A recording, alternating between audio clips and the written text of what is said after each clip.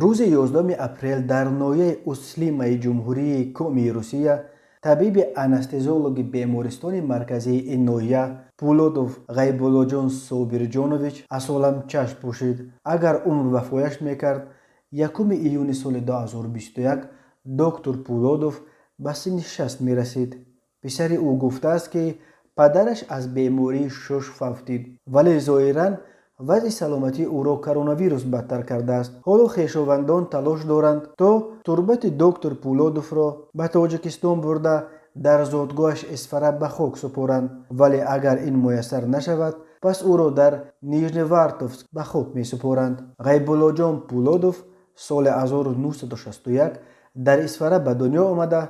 سال 1984 دانشگاه طبی تاجیکستان و سپس در بیمارستان رقم 3 شهر دوشنبه اینترناتورا را با اختصاص انستزیولوژ ریانیماتولوژ ختم کرده است. او بیش از 20 سال در بیمارستان اصفهان همچون انستزیولوژ ریانیماتولوژ کار کرده. سال 2007 به روسیه کوچ بست. دکتر پولودوف 3 سال اول در پنزا کار کرد و سپس ماه فوریه سال 2010 به بیمارستان مرکزی اسلیما به کار گذاشت. او در اینجا 11 سال همراه طبیبان دیگر از تاجیکستان، جراح بختیار شریپوف، تراپیوت اکبر قرایف و طبیب عمومی جانبدین نوروف به مردم خدمت میکرد. سرطبیب بیمارستان مرکزی اسلیما تاتیانا کولیکووا میگوید مردم از کار طبیبان تاجیک خیلی خوش و راضی بودند. مردم در مورد آنها همیشه نظر نیک داشتند و دارند. غیبولا سوبیروویچ مثل دیگر همکسبانش از تاجیکستان طبیب خیلی مسئولیت شناس و پاک وجدان بود. نسبت به بیماران خیلی با توجه بود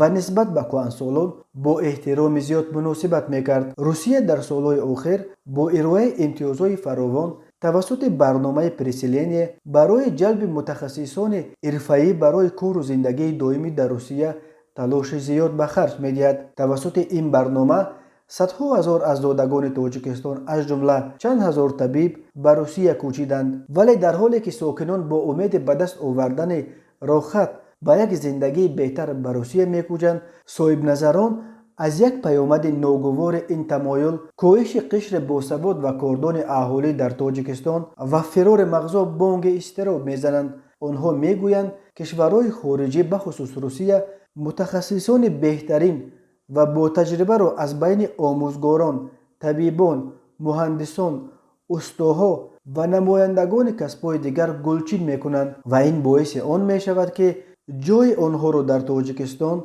با نفران بی تجربه که تازه از دانشگاه بیرون شدند پر میکنند.